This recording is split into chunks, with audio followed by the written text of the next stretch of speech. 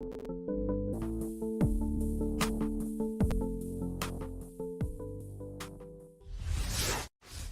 everybody, and welcome to another edition of Wrestlenomics Radio. I'm Brandon Thurston, broadcasting live and on demand from Buffalo, New York, where today is Sunday, February 12th, 2023. It's Super Bowl Sunday. And to bring us the latest in Super Bowl analysis is Buffalo Bills fan Chris Gullo. Are the Bills going to win today? It's a rough offseason so far. Let's just say that. Is it? Why is it a rough offseason? What's happening with the Bills? Because as optimistic as I want to be, I am a little concerned about the Buffalo Bills Super Bowl window that it may be closing, if not closed. It's over with now. Give up. Are you going to be a season ticket holder next year? I still haven't decided. Wow. Yeah. What do they have to do? What would it take for you to renew your season tickets? Stop time and not take up all my Sundays. I'm a busy guy, Brandon. I need a little relaxation time, and I don't get that when I go to Bills games. You're waking up early, you're getting home, 6, 7, 8 o'clock at night, and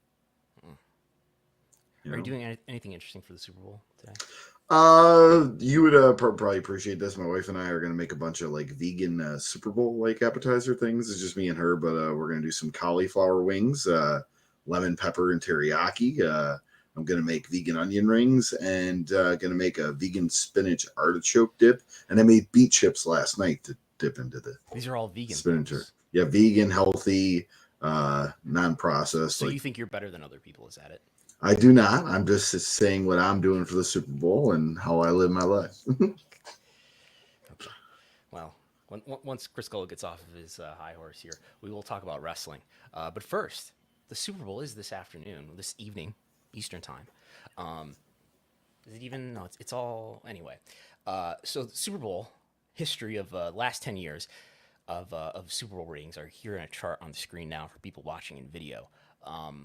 Did you know that the most watched Super Bowl?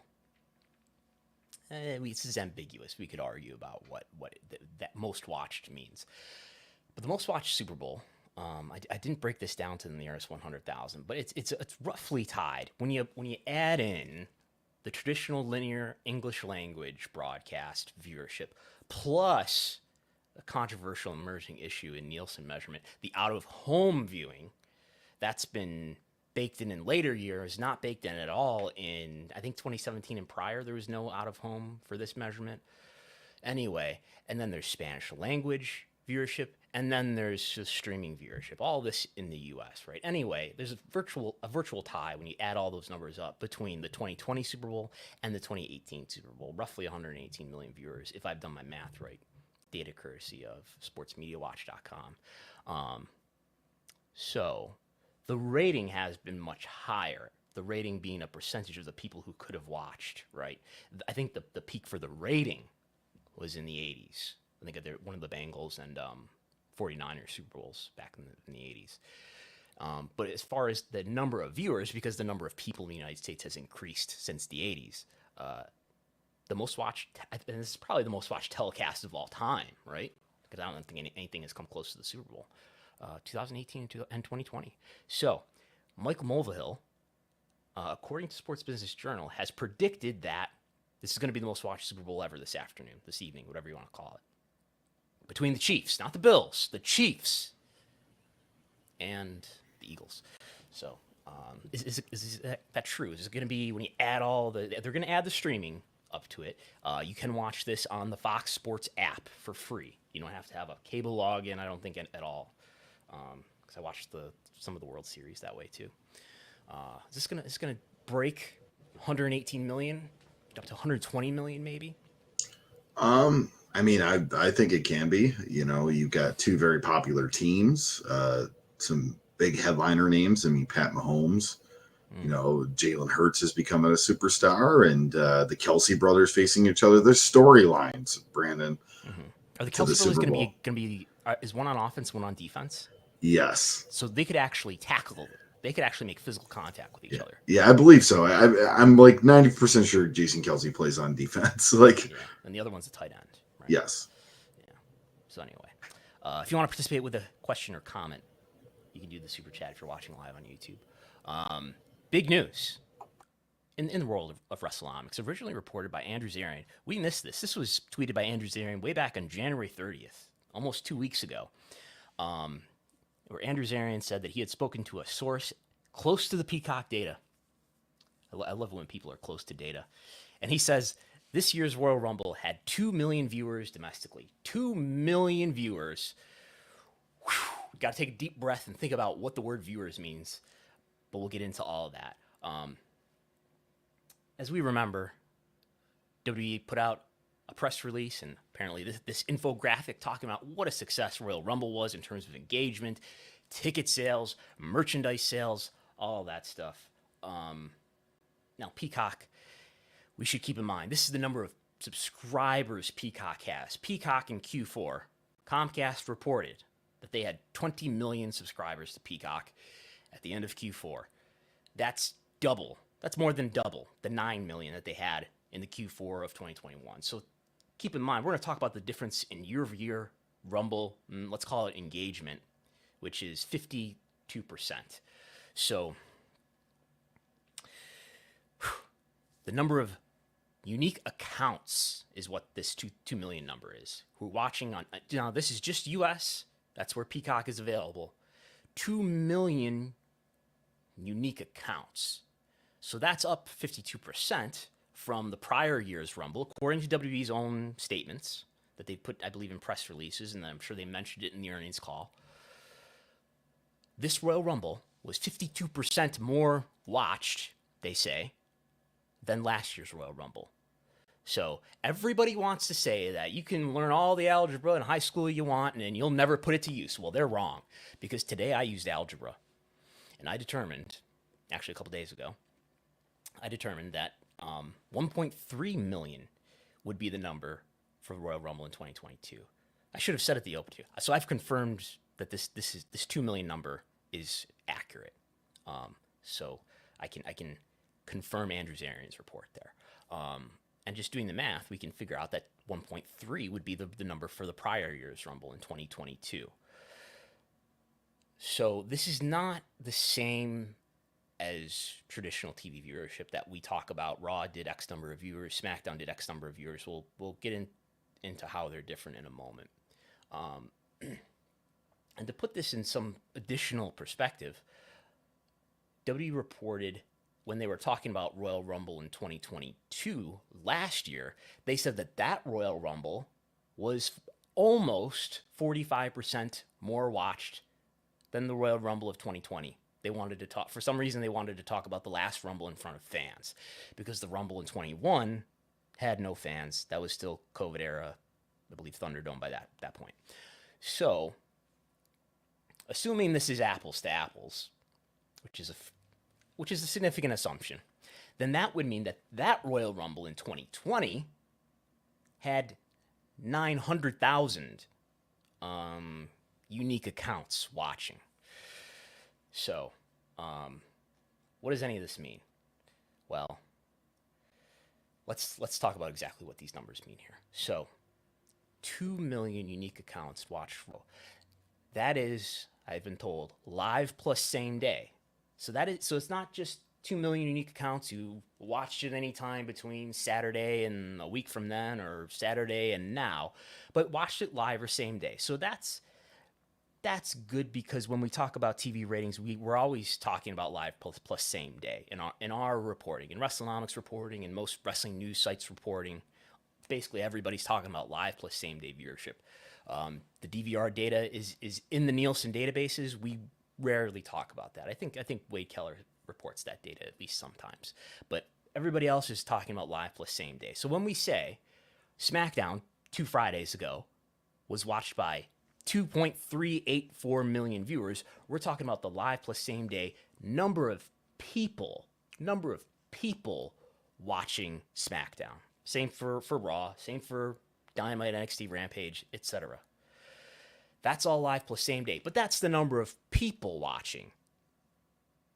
The 2 million unique accounts, who knows how many people that represents?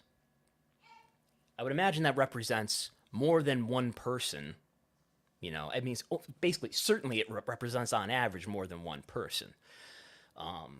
We could just take a wild guess at it and say, I don't know, let's say the average is 1.5 people, or the average is 1.75 people, who knows? So more than 2 million people are watching Royal Rumble as it happens, live or same day on Peacock. However, watching how much of it? Some part is what I've been told. They're watching at least some part. So this is not the way that Nielsen measures Raw and SmackDown and other programs. The Raw and SmackDown numbers are an average of basically the minute-by-minute viewership. Basically, when we say that Raw was watched on Monday by 1.866 million viewers, that means if you took a random minute, then you would find about 1.866 million viewers. It's basically, you take all 180 minutes of Raw, or in the case of SmackDown, you take all 120 minutes of SmackDown, you average up the viewership by the minute, and that's the result that you get is 1.866 million for Raw, 2.384 million for SmackDown. That's not what this number is.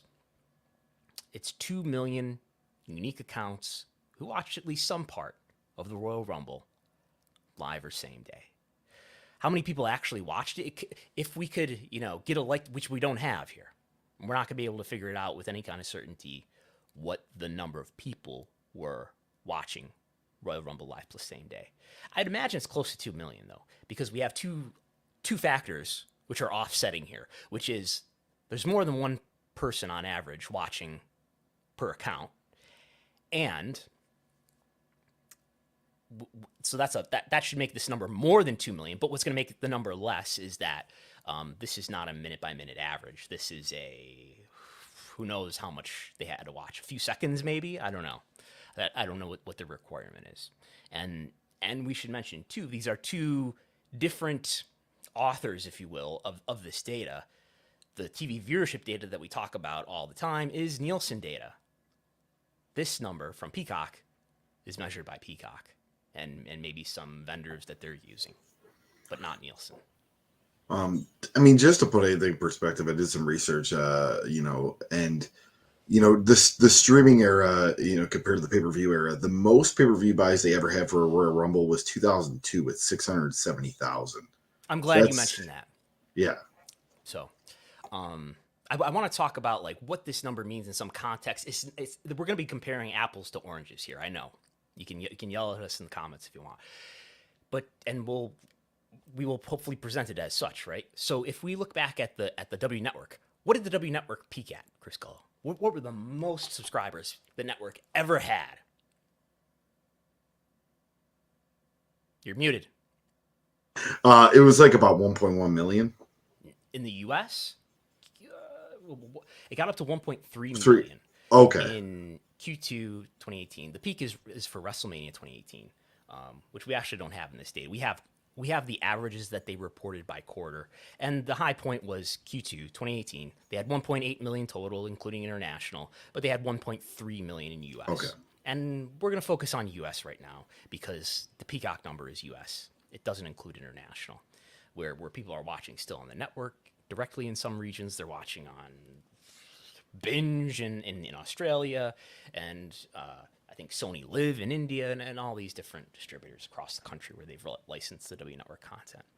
But we know that the network had, in Q1 2020, when maybe, maybe 900,000 people were watching the Rumble live plus same day. That's plausible. That's less than the 1.05 million subscribers that W reported on average, a daily average for Q1 2020. So that's possible.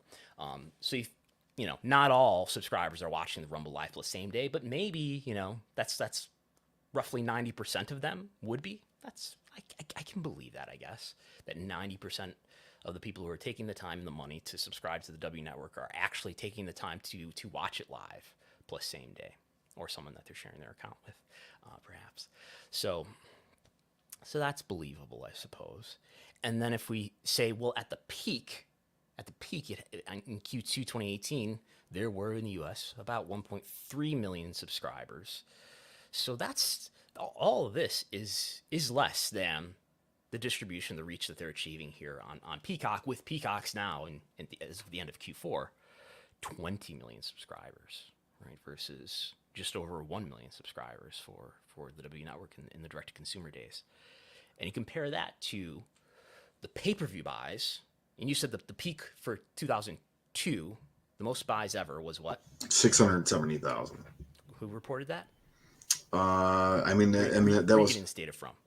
I just did some research, looked up highest grossing room. It was on multiple lists. I'm assuming it was probably reported in the Observer, but I've heard that there's even a website called Wrestlenomics.com where you can look this information up. I didn't know you went. I didn't know you went back that far. Perhaps the most visited page on all of Wrestlenomics.com is the WE/WF pay-per-view buys page, I think. And so so what number? 670,000. That's domestic? 2002, yeah. Domestic or total? I think that's total pay-per-view buys. Highest grossing, yeah. Because we got here, what I've got here on the screen are the last three pay-per-views, the last three Royal Rumbles where pay-per-view was the exclusive option, right? And it did, in U.S. and Canada, 337,000, 364, 299. So around or over 300,000. That's, you might think of that as households who are almost all probably watching live plus same day. I know there's late buys that would not be live plus same day, but I would think the vast majority are live plus same day. So you go from back in the pre-network era of, let's call it 350,000 U.S. Canada to just the U.S. We've got like 2 million households watching at least some part of the Rumble. That's like 3 times. That's like 6 times the amount of people watching. Well, something like that. It's 3 times the amount of reach. I want to be careful with the words that I'm using because these are different fruits that we're talking about here. So that's interesting to know. And this is big to me because we've been sitting here really since the beginning of the network era, and we've known the subscriber numbers like those that we have on the screen now, but we've had no idea what the viewership numbers are like.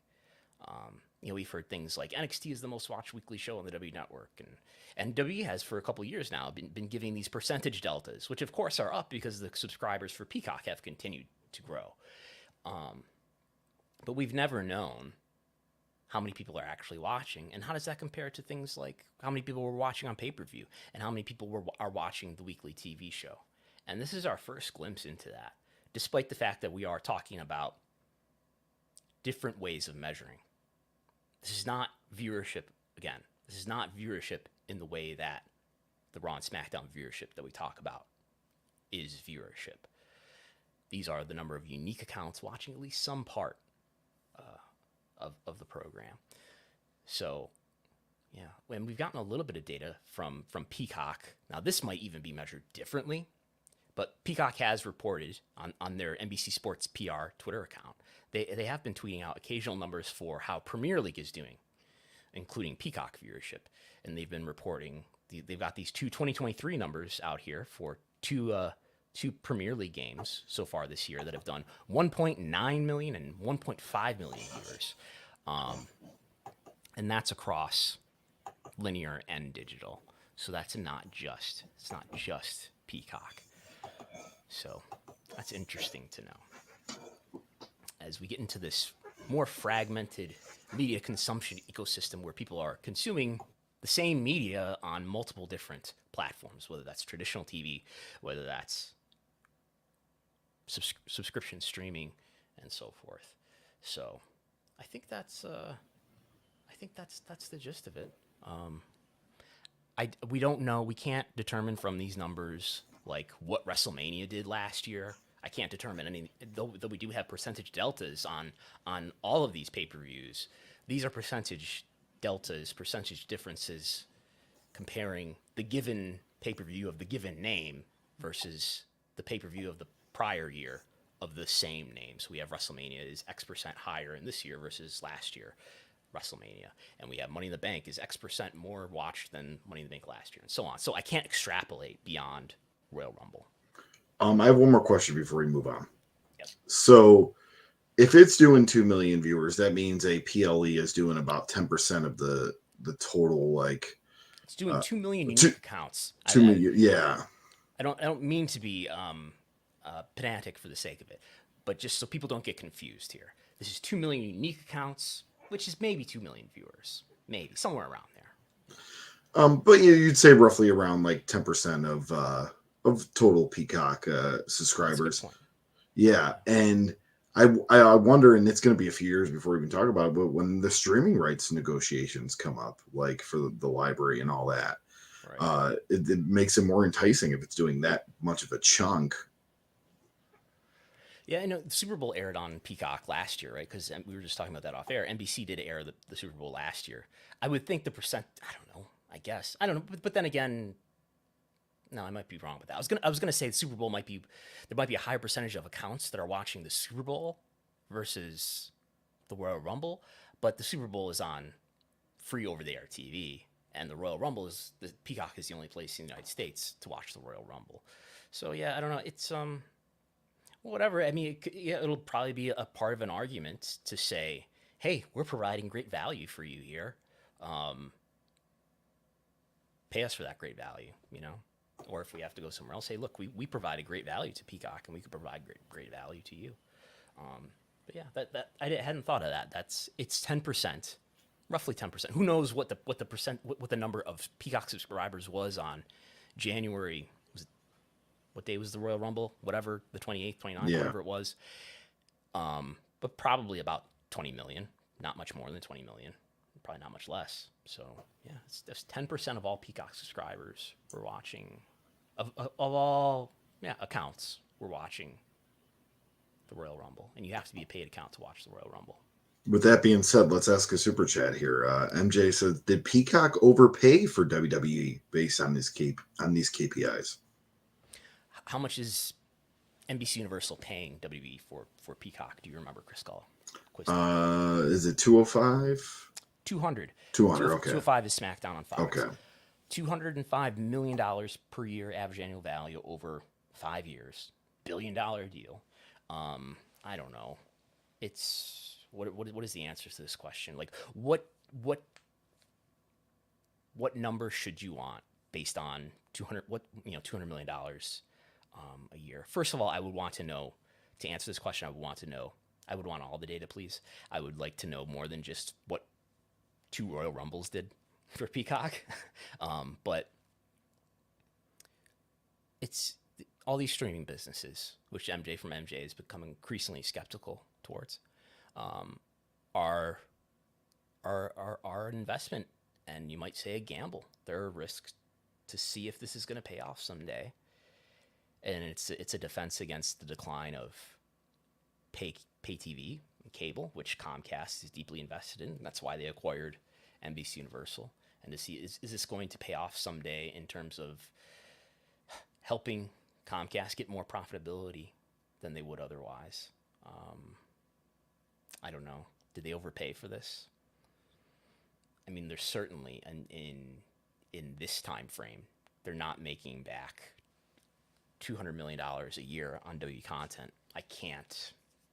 Let's see. If we say 10% of Peacock subscribership, and we don't know what the breakdown is as far as $5 subscribers versus $10 subscribers, let's guess that the average, the ARPU, the average sub is paying, like, I don't know, let's say $6, and we have 2 million accounts that are paying $6. So we get 12 million per month, and this is a very rough extrapolation here, but we multiply that by 12 months and we get $144 million.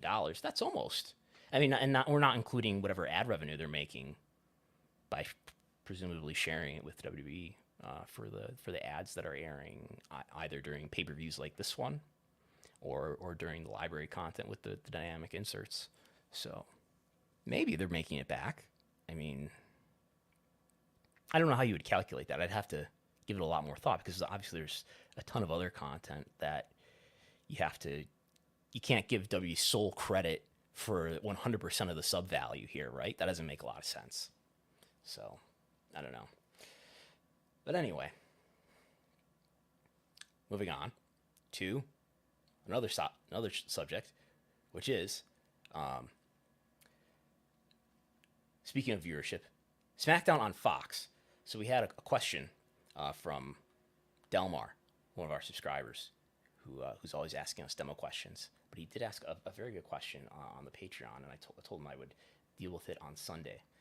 And his question was, have we ever discussed what programming Fox airs on primetime through Mondays and Thursdays, and how SmackDown and how those programs are performing compared to SmackDown, and whether or not that drives Fox to give W a big increase in rights fees, especially with the network seeing bigger year-over-year decreases than ABC, CBS, and NBC. So what I did, we'll talk about that in a minute, I guess. But what I did was I took all of the data. This is from Showbuzz.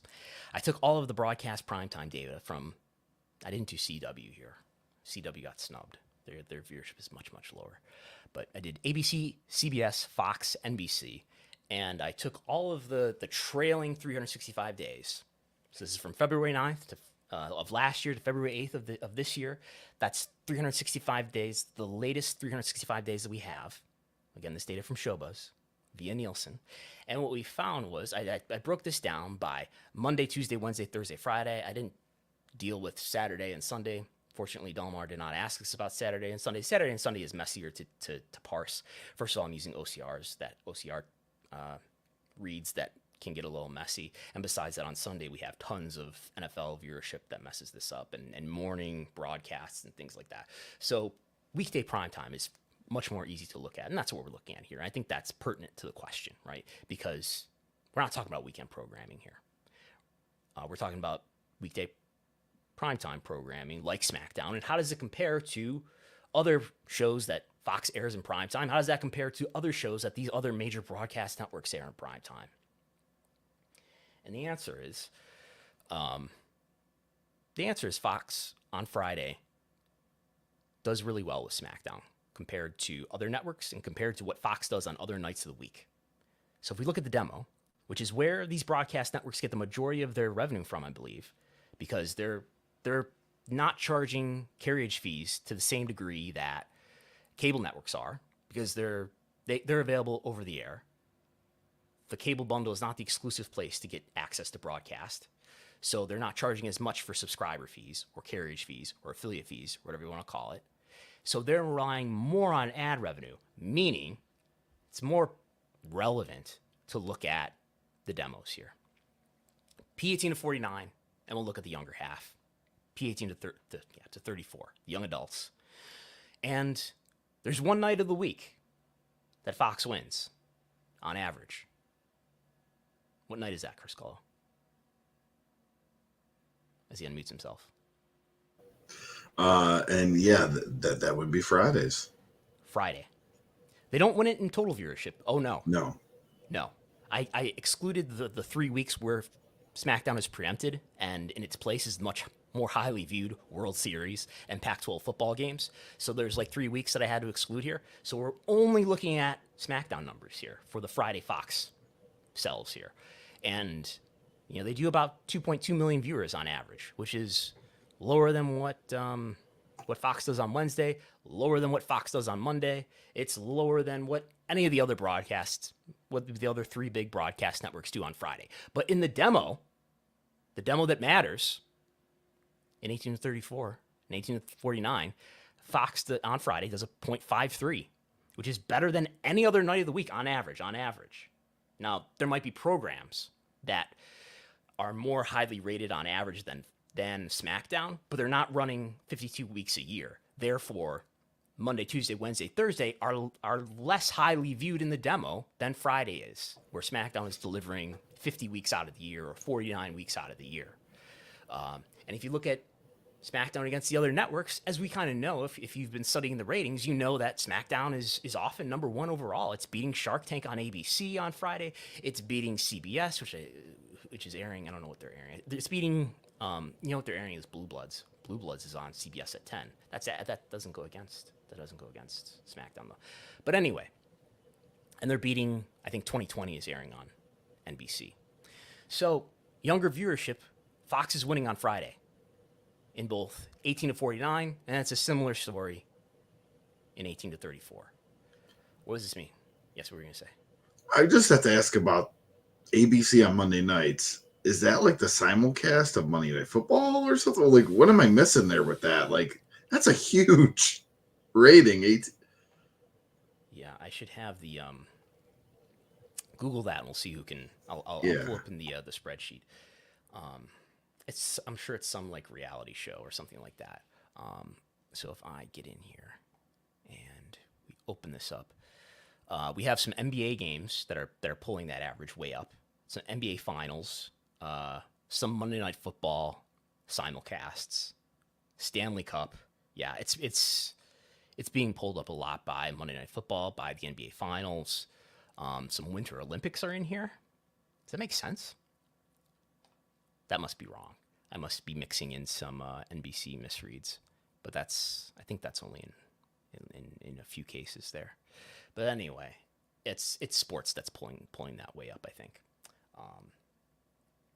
So anyway, what does this mean for Fox's ability or SmackDown's ability to negotiate favorably with Fox? Reading that, and who knows how it will be negotiated or what Fox is thinking, and who knows what the ad rates are. Just because you have higher viewership, even in the demo, doesn't necessarily mean that your ad rates are better than something else, especially if wrestling is perceived to have, crummy demo quality where people don't have a lot of disposable income, which maybe it does, especially compared to some finer programming in the world. But I would think that's an argument for WWE to bring to Fox or to bring to any other potential suitor of SmackDown to say, hey, look, there's one night of the week that Fox wins, and that's our night. That's because of us. What are you going to do? What are you going to do to replace us that's going to provide similar value? 52 weeks, 50 weeks a year. The answer is at least not obvious. So this is a point in favor of SmackDown to go in contrast to the points that we've raised in the past, the analysis that was done by Morgan Stanley a few months ago, showing that the money being spent on SmackDown, $200 million a year, $205 million a year, is not being made back, at least in the short term. It's not being directly made back. Even when you add in, on top of ad revenue, some subscriber revenue as well, some proportion of subscriber revenue that is proportionate to the percentage of ad revenue that SmackDown is contributing, SmackDown still doesn't pay for itself. So you've got to justify that SmackDown is adding something to your network that is so valuable that it's paying for itself. That it's, we're promoting other Fox shows during SmackDown, and that's helping that viewership. Or maybe you have to make an argument that SmackDown is actually justifying a larger percentage of the subscriber revenue that Fox is getting. I think the argument Fox could make, or even another network, is that yes, you do great on Fridays, but that's the death slot. That's usually where programs are on their way to get canceled. The competition isn't very strong. Yeah, it's not strong competition. By the way, The Bachelor is airing on Monday nights right now, and The Good Doctor, so on ABC. So I know The Bachelor has traditionally done great ratings for them. But yeah, the competition is weaker. Back in the day when I guest co-hosted on Wrestlenomics, we looked at kind of how weak the Friday night competition was when they announced SmackDown was coming on Fridays, and I'm like, yeah.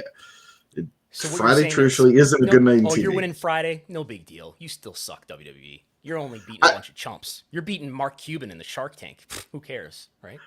Well, I think an argument could be made was, yes, you're the highest program on Friday night, but let's put you on Monday or Thursday. Oh, man, Thursday. They get NBC, man. NBC's on Thursday for 20 years. You're not going against the first string offense here. Yeah, you're going against a slot that's honestly designated towards P50 plus, because 18 to 49, they're out on Friday night. They're out at dinner. They're out at events. You're going at programming that's P50 plus kind of oriented. Unless you're a wrestling fan, and then you have no life, right? Is that how it works? But anyway, By the way, we'll do a plug in the middle here. Patreon.com/Wrestlenomics, where you get access to. I did a W financial estimate this past week. We talked about it on Thursday. We did. I made an argument that I'm not convinced that W is actually going to sell. If I had to bet on it right now, I would guess that. I would bet that W does not sell. And I also did, like I said, a financial estimate. I did an update to my model, if you care about stuff like that, where I've done the financial estimate through 2025. That is behind the paywall for subscribers only, where you can also get my TV ratings reports, including the quarter hour reports, which is the only place to get the WWE quarter hours, as well as you can also get the AEW quarter hours for Dynamite and Rampage. And again, we talked about all that stuff, the quarter hours, the W stock price article, and the number of households that cable networks are in for 127 cable networks. That report is also behind the podcast, in addition to the Wrestlenomics 30 podcast that we did exclusively for subscribers. But anyway, moving on to other stuff here. We've got another question from another subscriber who Eric asked us this question. I can find it here. Eric asked us, can you please explain what the appreciable difference is between Comcast airing so much WWE content on NBCU and on Peacock and owning the company outright? They, Comcast and NBCU, are already closely affiliated with WWE, which brings bad Vince press headaches, but also is propping up USA and possibly Peacock. So, Gullo, why? I think the core of the question here is NBCU/Comcast is already deeply, deeply invested in WWE. They're already deeply associated with WWE and Vince. So why wouldn't they just want to own it? Why is that a problem? Why is that association a problem for ownership, maybe, and not a problem for licensing content fees, licensing content? Because you're in operation, so every little move, every little press, every little thing, that's on you. And maybe NBC Comcast doesn't want to run a wrestling promotion and everything that comes with it. But they're already broadcasting it. Isn't that enough? Isn't that enough of an association? Yeah, but if I mean, they could always cancel a program too. Not Can that they though? would. I don't know what the terms are of their contract. Yeah. Maybe MLW will get to Discovery in September. Yeah. We'll find out. But I would think it's a deeper identity and brand association when you think about doing business with Comcast and NBCU. You're associating with all of the brands that they own, which are Universal Studios, NBC, USA Network, Peacock, Philadelphia Flyers, right? And that becomes part of your identity and responsibility, which is a deeper responsibility than just being the media broadcaster and harborer of Vince McMahon's wrestling content. So I think that plays into it, and it probably brings up a situation where if you're doing business with Comcast, NBCU, they become part of their description is the wrestling company, and the associations that may be negative that come with the history of Vince and his various scandals, and maybe other scandals that we don't know about. And we remembered how much Turner executives didn't like owning WCW, like a lot of the higher ups in Turner. And I mean, I don't know how many long life wrestling fans are in the Comcast higher ups too. I mean, wrestling at the end of the day, yes, it could be a good business idea, but you kind of almost got to have a passion for it to really want to invest in it. Do you think that perception has? Now you're talking about Turner in 2001 at the latest, and according to my clock, it is 2023. 22 years later, has that hatred and disdain for wrestling, has that diminished in the last 22 years? Probably not in some people. I think a little bit, but I feel like there's still, I mean, I still get the, you watch the fake stuff, or, that's all, like, I still hear that from people. Like, you cover that? What's there to cover? Like, it's, people just don't. You get in their faces when they say that. But just people just, like, there's still a stigma about pro wrestling. And, I mean, we talked about that with Brian Roberts. Maybe he has that stigma about pro wrestling. I think there's, among younger people, I think there's a greater acceptance of wrestling because we have the generations of people who grew up in the Hulkamania era and in the 90s Monday Night War era where wrestling was very popular, and a lot of those people are what, in their late 30s, and some in their mid 40s, and they grew up as fans, and that generation I think has, not all of them, but some of them have a greater affinity and maybe even leniency for wrestling. So I think there's still a lot of that, but I think there's also a group of people who are not automatically negative about it and who do tend to have an affinity for it. But wrestling is still dumb fake sport that people often laugh at and don't think highly and view it as lowbrow content. And in a lot of cases, based on the history of wrestling in recent years, is justified. And the stories behind the scenes certainly aid in that perception. And the people in power in wrestling are the ones who are responsible for keeping that perception that way more than Think of everything you inherit too. If you're Comcast and you buy WWE, you inherit all the talks of, oh, should the wrestlers be employees? Should there be a union? You inherit obviously all the stuff that Vince did in the past. You inherit the Hulk Hogan, scandal in the aspect of, like, now if Hulk Hogan appears on your TV and you own it and people say, hey, Hulk Hogan the finger poke. made What are you talking about here? Hulk Hogan's racist remarks. That's what I'm talking about.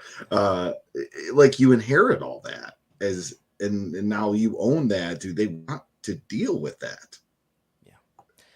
So I think it is a deeper association than just renting the content.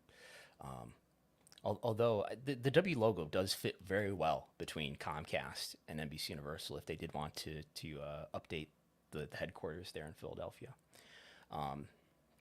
But anyway, I know we skipped over it a moment ago.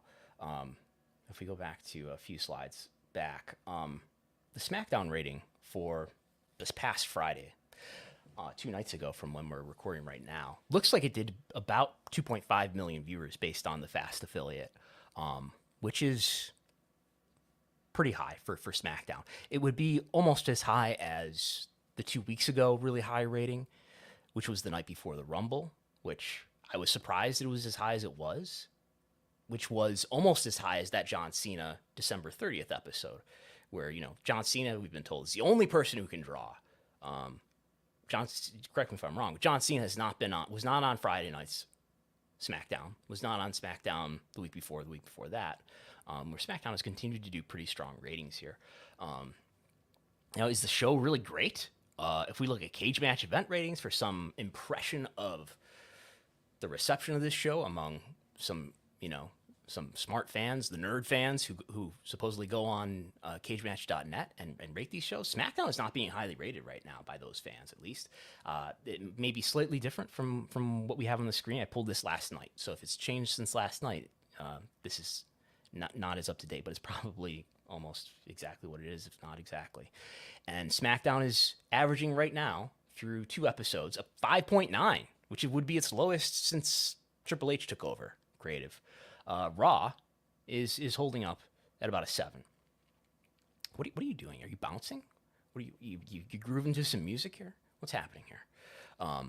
But anyway, I'm a hyper guy. What can I say? Raw is holding up fine, it seems, according to these ratings. SmackDown is on the decline, in fact, since November in terms of the event ratings that it's getting from the cage match inmates. Nonetheless, and by the way, let's talk about AEW.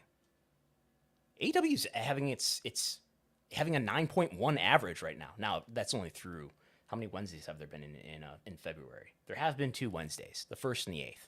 So that's 2 episodes. But SmackDown, Dynamite is on the increase here. We've got 3 consecutive months of higher event ratings. So according to the inmates, Dynamite is been getting better and better in each of the last few months. But Rampage is more flat, more in the range of a 6 or a 7. So that's what's happening as far as the perceived quality of these shows with super wrestling fans. Now, while SmackDown may be decreasing in quality in the opinion of these voters, the rating continues to show a really positive trend here. We are in a time of increased popularity, even on a year-over-year basis. It's not just the seasonality. It's not just the WrestleMania season. SmackDown ratings in February are averaging like if this rating turns out to be what it seems it's going to be, they're going to be averaging something like a 2.3 or 2.3.5 million viewer average for February. They were averaging under 2.2 million viewers for last year's February. So WrestleMania season against WrestleMania season, SmackDown is doing better. I believe Raw is doing better as well. Was there something that was especially interesting on SmackDown? We obviously don't have the actual final rating. That'll come out on Monday. But this is our projection of it based on what the Fast affiliate says and the consistent differences between the Fast affiliate and the final. But anyway, obviously we don't have core hours either, but we do have YouTube. The number one YouTube clip on WWE's channel is a video titled Sami Zayn Acknowledges Jey Uso. That's got nearly 900,000 views as of this morning. The Usos defend the tag titles against Strowman and Ricochet is number 2. Jey Uso is unsure where he stands in the bloodline is number 3. Sami Zayn rattles Paul Heyman is number 4. We got a Ronda Rousey and Shayna Baszler, Shotzi and Natalya video at number 5. And then a Roman Reigns requests the Usos not show up at Elimination Chamber at number 6. And then number 7 is Paul Heyman and Jimmy Uso. So a lot of Usos and Roman Reigns and Sami Zayn. Are you ready for the argument that, hey, look, Roman Reigns is not a draw. He was finally a draw because of Sami Zayn. Are you ready for that argument? Brace yourself. So I will say, in seriousness, this storyline between Reigns' bloodline, Sami Zayn, is obviously working well, and it is resulting in higher ratings for SmackDown. Here's the numbers that I wanted to talk about, where you've got SmackDown up 10% year over year in February, up 5% year over year in January.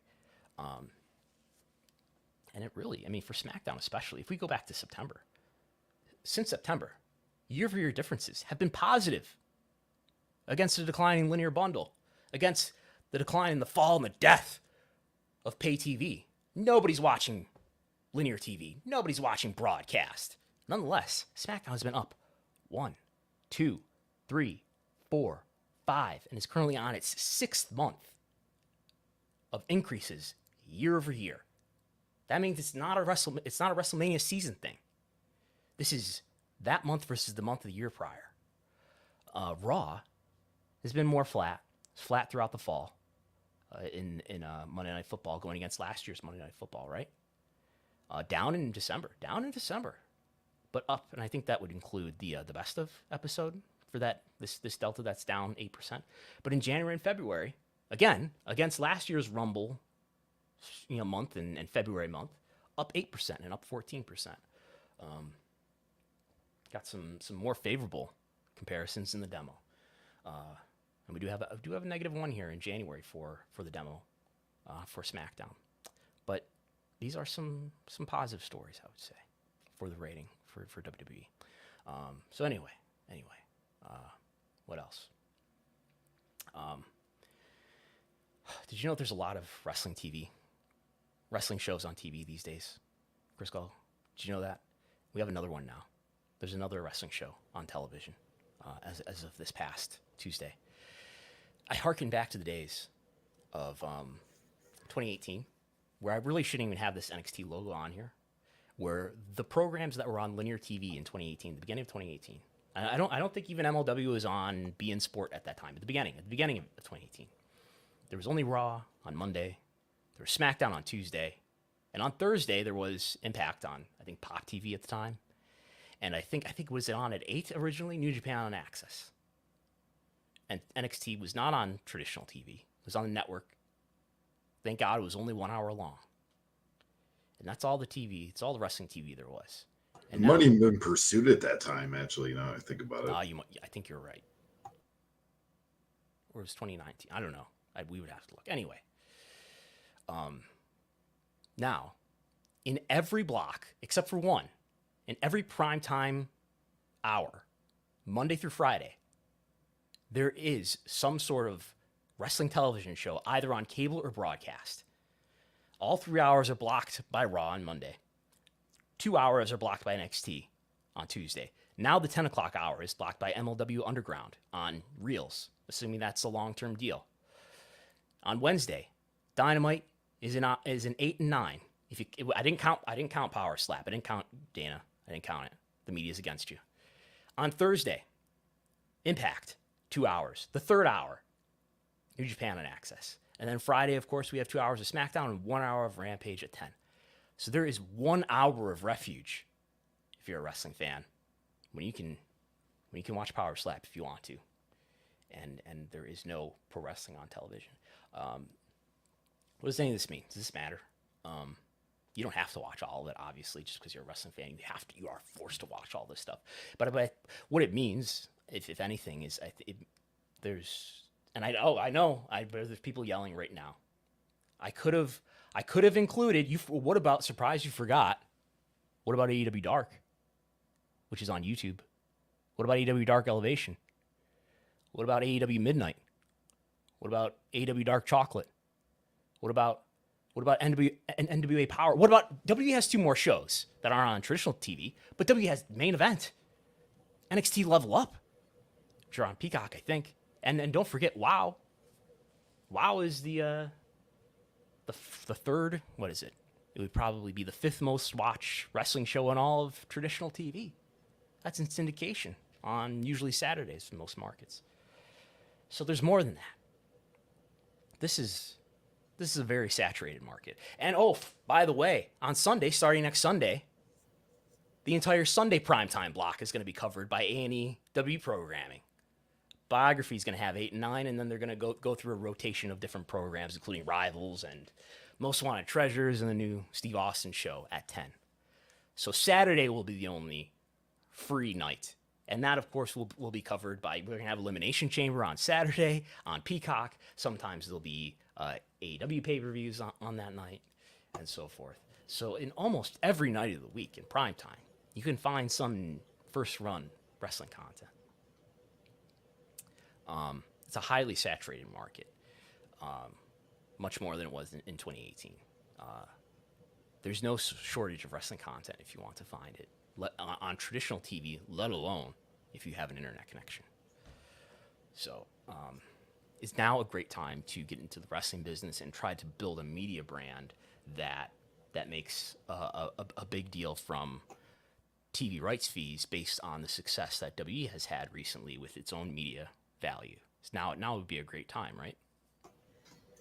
I mean, we've kind of talked about being oversaturated. I know me and you have kind of talked about this in length. Like, they would have to have the connections that Tony Khan had to like walk into a $45 million year deal from a media company. And I don't know if a media company is going to shell out something like that to a brand new wrestling company. And what's a good time slot for it?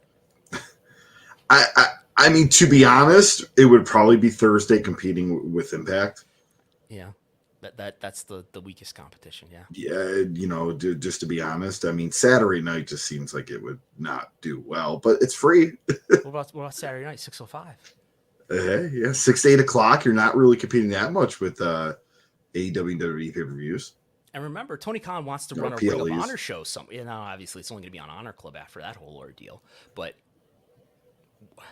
Wednesday at 10 would have made sense if it is the only free block here, but Dana White's Power Slap had to take that slot. But anyway,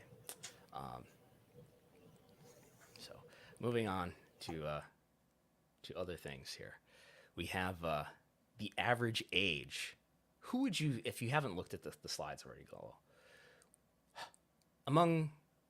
Let's give you these options: W main roster, WNXT, AEW, Impact, New Japan, and I know you're an expert in Stardom. Which of those would you say has the oldest roster on average age? WWE. Main roster or NXT? Main roster. Main roster. And who would you say is the youngest roster of those options? NXT. NXT. Okay, so what do we have here? The average age. So I broke this down by men and women based on what division they compete in, and the oldest. So to determine who's main roster and who's NXT, I have to do some methodology explanation here. Whose main roster is? I just took the cage match data, which is where all this is from, and said, okay, cage match identifies you as in WWE. Where have you had the majority of your matches year to date in 2023? Have you had the majority of your matches on an event that had the letters NXT in it, or on an event that did not have the letters NXT in it? So that's how I determined that. The oldest, let's go with men, because unsurprisingly, the men tend to be older. And the answer is New Japan. Average age, they have nothing but men, of course, is 37 for New Japan, which is this undetermined category, which may include people who just haven't had matches in 2023 yet. That's also 37. But main roster, WWE, the average male wrestler is 36, which is virtually the same as AEW at 35.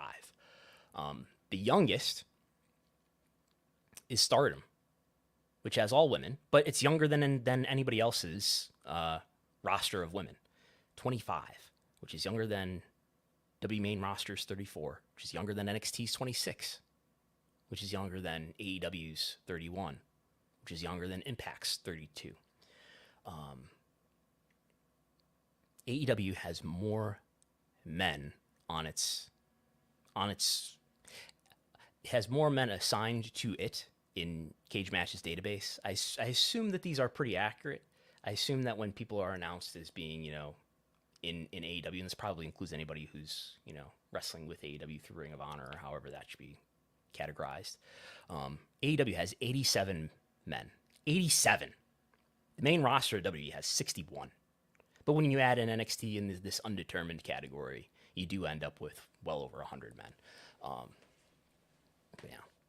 So,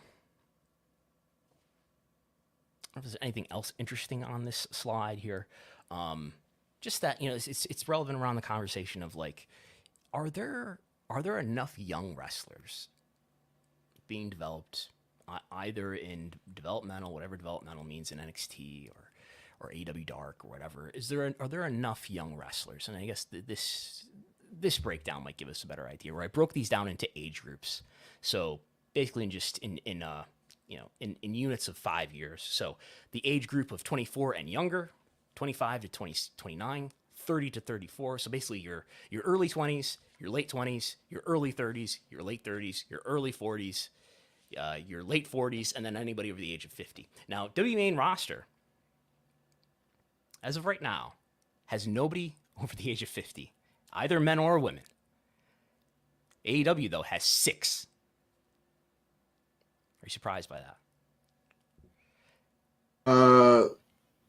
Yes and no. I mean, I know WWE does have some older stars that are in their 40s, like AJ Styles, Bobby Lashley, Brock Lesnar, etc. But yeah, I mean, when you just think Sting right away, Sting definitely, and Christian would be over 50. And this has got to be wrong. There's somebody over the age of 50 in NXT. That's got to be wrong, right? Who would that be?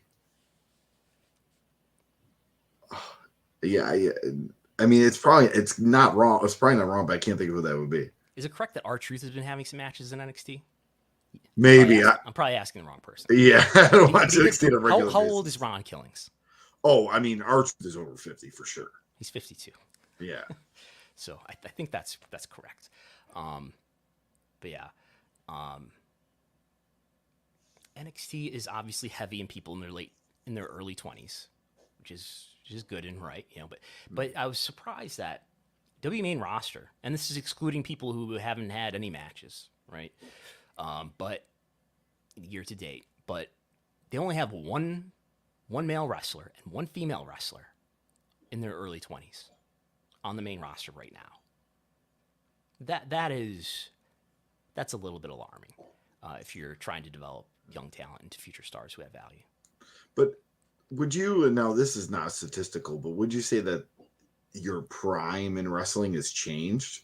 You know, I think when we grew up, it was late 20s, early 30s was somebody's prime. And now we've seen people sometimes don't hit their stride to their mid to late 30s and become big stars. I mean, look at Bobby Lashley and AJ Styles. I mentioned them, like, and others who achieved. I mean, Sami Zayn has been around for 20 years and now he's achieving this big stardom and he's in his late 30s, if I'm not wrong. Yeah. It's different from shoot sports, right? Where your prime is like, I don't know, maybe in your late 20s. How old is Patrick Mahomes? Oh, he's like late 20s, but yeah, he's Who's the quarterback for the Eagles? mid to late 20s. Jalen Hurts, he's mid 20s. Yeah, Really to mid 20s, yeah. and I would say by virtue of them main eventing the Super Bowl tonight that they're in their prime. Yeah. I mean, quarterback's a little different. Quarterbacks, but like, for example, let's just say like the wide receivers that are running backs, like, yeah, mid 20s, because they start to decrease as they get into their late 20s, early 30s. Now, obviously, there's exceptions. There's Tom Brady well into his 40s. What's I'm saying, quarterbacks have a longer prime than most positions. And I remember Randy Couture in his 40s winning UFC titles. Those are the exceptions, though, right? George Foreman in boxing, yeah. Yeah. But certainly, I think it's kind of like acting, right? This is a hybrid between the performing arts, and sports. And people tend to be older in prestigious roles versus people in sports, right? If we had a list of the highest paid actors, including Dwayne Johnson, let's say, how old is Dwayne Johnson? 50. We would have a list of people probably in their late 40s, if not 50s, if not older. And I think in this is very McLuhan-esque, and that this has everything to do with media, I think. I think if we went back to the 90s, let's say, and said, okay, let's look at the top stars, whoever we arbitrarily think they are. I mean, there were the Hogans and Flairs who were well over their 40s at that time. But there was also Austin and Rock. Austin in his early 30s, Rock in his 20s, I believe, at that time, and Foley probably in his early 30s, and Triple H probably in a similar zone. But I think as media has become more accessible, and by media I just mean video, I guess, that the star power, the longevity, the ability for people to have this lasting longevity has increased. It's something that we've talked about at times before, and that Bruno Sammartino was not sticking around forever. Because people didn't have. Sorry, let me just finish. Yeah. Because people weren't watching on video services and on the internet old videos of Bruno Sammartino that were really well produced or that were even available. His media changed the perception of time, and I mean that. Perception of time. This is deep. Yeah, and I'll stick to wrestling. Okay, because for example, like 20 years ago, today is 2003, and I just feel like that doesn't feel long ago. But back in 2003, if you ask people about 20 years ago in '83, that felt a long time ago.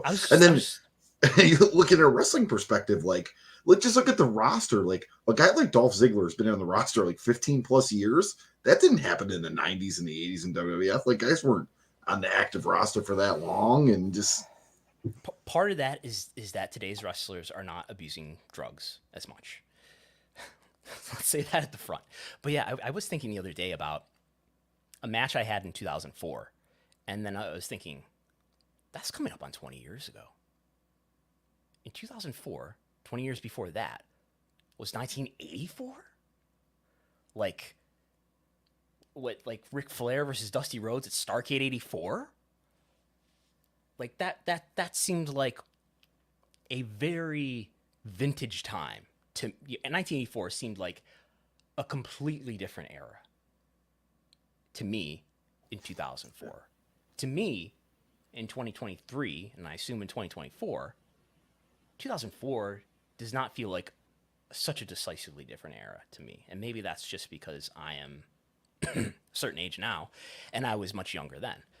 But I don't know. I'm sure people have thoughts about that. Yeah, and I just think it shows in wrestling too. Like, I just think, and then imagine the Attitude Era. Let's just say this. Imagine the Attitude Era. There was guys that were stars in the 70s still working in spots.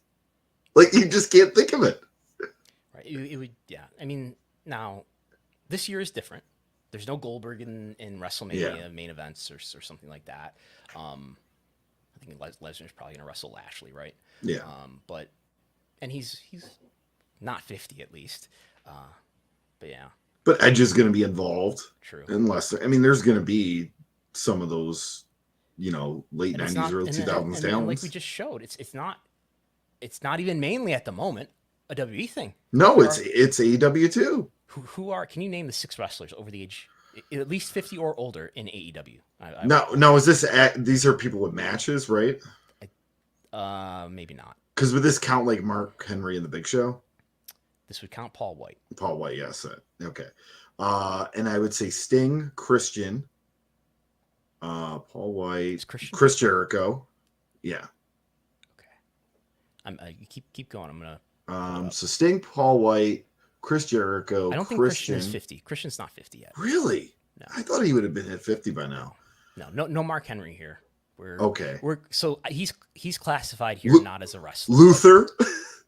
He's not in here. So there might be people who just Cage Match did not have an age for. I should have mentioned that at the front.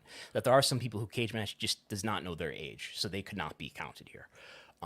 Dustin Rhodes, but Dustin Rhodes. Yeah. You said who so far? You said Paul White. Paul White, Dustin Rhodes, Sting, Chris Jericho. So you're missing 2. One of the hottest merch sellers right now in all of AEW. Oh, Does he get a cut of those royalties? Oh, Billy Gunn, yeah. Billy Gunn is 59. And then, we've had some of the chats helping me out with this, too. They mentioned, like, Dusty Rhodes, and they mentioned Christopher Daniels. Christopher Daniels is 52. Yeah. Yes. So nobody over the age of 50, nobody even 50 right now, who's had a match at least years to date in WWE. Now, maybe I should have gone back further to test that because those people tend to only wrestle on PLEs or something like that. But yeah. I think it's something that wrestling has to reckon with in that wrestlers' ability to have. I mean, look, you could make an argument that I've heard people make the argument that Jericho is having the best era of his career right now or something, right? And it doesn't sound outlandish to me. And he is, how old is he? I just had it up. And he is 50 what? Chris Jericho is 52. Terry Funk was 52. Right, when he was doing the ECW thing or something, right? And he was like the legend who was on his last legs, right? And it just sort of pushes back the longevity of everybody, which in a way is good. You can still extract value, to be capitalistic. You can still extract value from these wrestlers for a longer amount of time. That's good for everybody. Well, it's good for companies anyway. It's good for those wrestlers. But it just makes everyone's development have to take a longer time. It lessens the opportunity for young wrestlers to explore their value and for those promotions to explore the value that they could extract from these wrestlers. And because the wrestling business, in terms of age composition, I don't think has ever really been like this. It's something that wrestling's never really dealt with. The data on CMLL and AAA is not as complete in Cage Match, I think, but I think that the ages would be even older if we were looking at Lucha. AAA has a high old average. There's a lot of legacy stars in there. The nature of the mask, it allows people to, not present their age as much. I don't know. But yeah. So I've jumped around a bit here. We'll go on to the next topic unless you have something else to add here. So this is our final topic for the day. AEW is on ESPN in Australia and New Zealand and other Pacific islands. So I've got the thing up here, don't I? This was announced on Thursday. Basically, ESPN is a channel in Australia and New Zealand and various other Pacific islands, and they will air live sometimes apparently. So this is, I don't know what time. Did you know there's actually more than one time zone in Australia? This is a thing that most dumb Americans don't know. There are many time zones in Australia. It's not just one time zone. Yeah.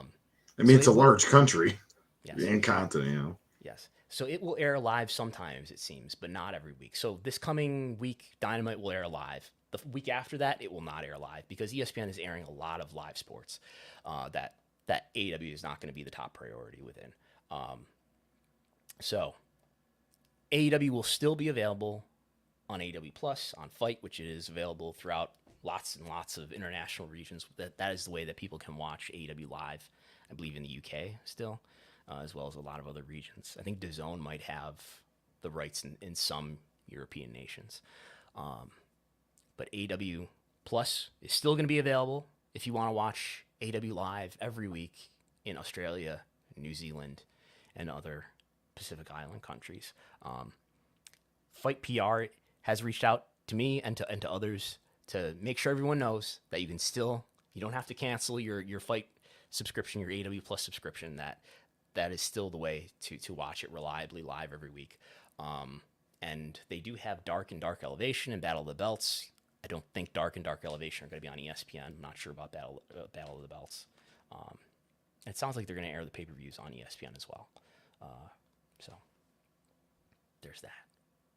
Yeah, I think this is, wrestling fans will sometimes jump into a larger, does this mean that there could be further business between Disney, ESPN, and AEW? Like, it's just like, WWE having the Disney deal in Indonesia. It's just based on what's available in that region and what makes the most sense. Yeah, I get the impression that this deal was in the works for a long time, and other deals that I'm not talking around details that I know here, but there are other deals that Disney / ESPN may have been exploring with WWE were getting in the way. But finally, this deal was finalized. So that's it. You have anything else do you have any other super chats? No other super chats. If you want to get one in the next few seconds here, go ahead. Okay. What are your plugs? I very rude of me. I cut our show off last week before Chris Gullo could get his social media plugs out there. So, well, yeah, check me out at Chris Gullo, Twitter, Instagram, Facebook. I do have some comedy dates coming up. If you're near the Buffalo area, you can see me at Buffalo Brewing Company this Saturday night, hosting a show there, and then doing stand up. Doing stand up. Is that what they call the MC, or what is that called? I forget. Yeah, I'll be the MC, but I also tell the big misconception with comedy is that the MC is also not a comedian. I'm a comedian. I will be telling jokes, and I'm the MC. Yes. And then February 26th, I'll be at a Helium Comedy Club doing there's the a showcase. Act, the feature, and then a traditional comedy show is an opening act, a feature, and a headliner, sometimes a guest spot. Yeah. But then there's like a host, and that's you. Well, yeah, there's the host is the opening act, and then the guest spot, and then you introduce everybody. The feature, yes, yeah. Say, hey, everybody, round of applause for our opening. Yeah. You keep the crowd hyped. Yeah, so I'll be there. I'll be at Helium as part of their Dirty Show showcase on February 26th, and if you want to see me ring announce February 25th, I'll be in Erie for Revenge. So that's the rest of my February. Okay, is that on Saturday night? Yeah, the Revenge is, and then I'll be at Helium on Sunday night. Okay, so you won't be watching Elimination Chamber. Is that true? This 18th, this Saturday 18th, I will not be, no. Or New Japan's A Battle in the Valley with Sasha Banks. Well, I'm sorry, Mercedes Moné. Ticket sales have been going. I think they're virtually sold out for that event. We should have been maybe covering that, but we haven't been. Yeah, I will be in Montreal Saturday. By Saturday afternoon, hopefully, I will be in Montreal. So I will be attending Elimination Chamber. I will be attending the press conference afterward. Post wrestling, John Pollock and Wei Ting will be in Montreal as well. So excited to visit with them again. I think that's it. You can follow me at Brandon Thurston and all that stuff and get and do battle. So talk to you on Thursday. We'll be back Thursday, right? We'll be back Thursday, Gullo? Yes, we will. Okay, and I'll be doing this live somehow on Sunday from Montreal at 11. That's the plan. Talk to you then. Bye.